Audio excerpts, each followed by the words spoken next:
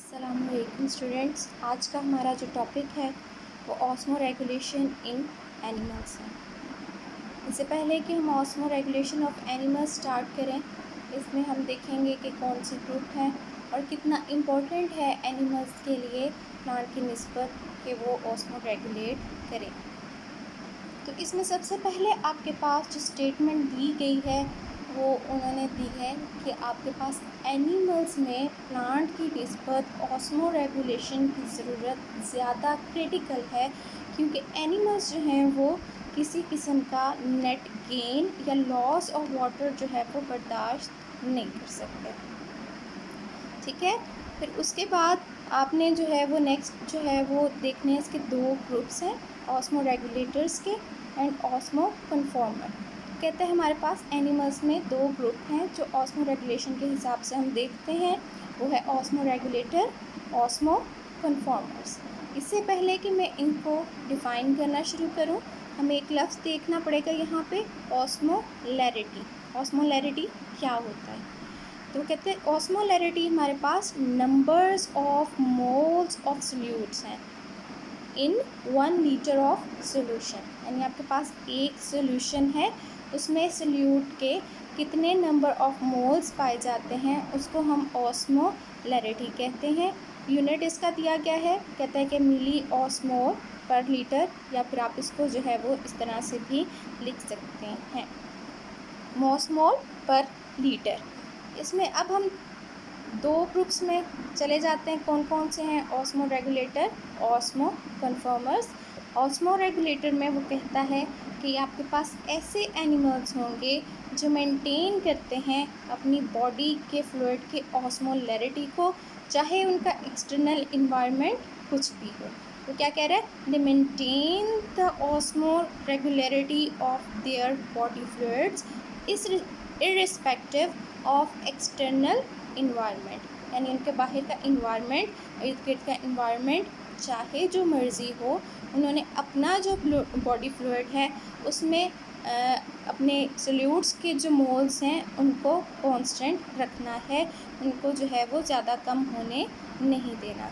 तो ऐसे तमाम जानदार आपके ऑस्मो रेगुलेटर्स कहलाएंगे। कहते हैं they have narrow range of osmolarity, इनके अंदर जो है वो ऑस्मोलैरिटी की जो रेंज है वो बहुत नैरो होती है। क्यों? क्योंकि कहते हैं कि अगर इसके पास 200 है इसकी ऑस्मोलैरिटी की, तो रेंज वो कहेगा कि आपके पास 200 से 180 से 240 तक ऑस्मोलैरिटी इसकी हो सकती है, इससे कम या ज़्यादा नहीं होगी। एक नैरो रेंज होगी कि उसने उस रेंज में ही वापस आ जाना है। एग्जाम्पल आपकी जो है वो कहते हैं कि वर्टिब्रेट्स इसमें तमाम के तमाम होंगे, अलावा हैग फिश के, और इसमें जो है वो आपके फ्रेश वाटर के तमाम इनवर्टिब्रेट्स शामिल होंगे। बेटा जहाँ पे हम जो है वो हम वाटर वाला इन्वायरमेंट डिस्कस करते हैं, वहाँ पे हम दो वाटर्स को डिस्कस करेंगे, फ्रेश वाटर और मैरीन वाटर। फ्रेश वाटर आपके पास ऐसा पानी जो चलता हुआ पानी होगा जिसमें नमकियात की मिक़दार ज़्यादा नहीं होती, और मैरीन वाटर आपके पास ऐसा पानी होगा जिसमें सल्यूट की अमाउंट, नमकियात की अमाउंट जो है वो ज़्यादा होती है। ठीक है, हमने ऑस्मो रेगुलेटर देख लिए, ऑस्मो कन्फॉर्मर्स पे चले जाएं। ऑस्मो कन्फॉर्मर्स में कहता है the osmolarity of their body fluid change according to external environment. इनको रेगुलेट करने की ज़रूरत नहीं पड़ेगी इतनी as compare to osmoregulators, यानी कि इनका जो बॉडी फ्लूइड है वो उसको चेंज कर सकते हैं एक्सटर्नल इन्वायरमेंट के साथ। अगर एक्सटर्नल इन्वायरमेंट में जो उनकी सराउंडिंग है उसमें सल्यूट की अमाउंट जो है वो कम है, तो इनके बॉडी फ्लूइड में भी सल्यूट की अमाउंट जो है वो कम होगी। अगर इनका जो है वो एक्सटर्नल इन्वायरमेंट ज़्यादा सल्यूट की अमाउंट रखता है, तो इनके अपने अंदर भी, इनके बॉडी फ्लूइड में भी जो है वो फ्लूइड की अमाउंट जो है वो ज़्यादा होगी। तो ये अपने इन्वायरमेंट से हमेशा आइसोटोनिक रहेंगे।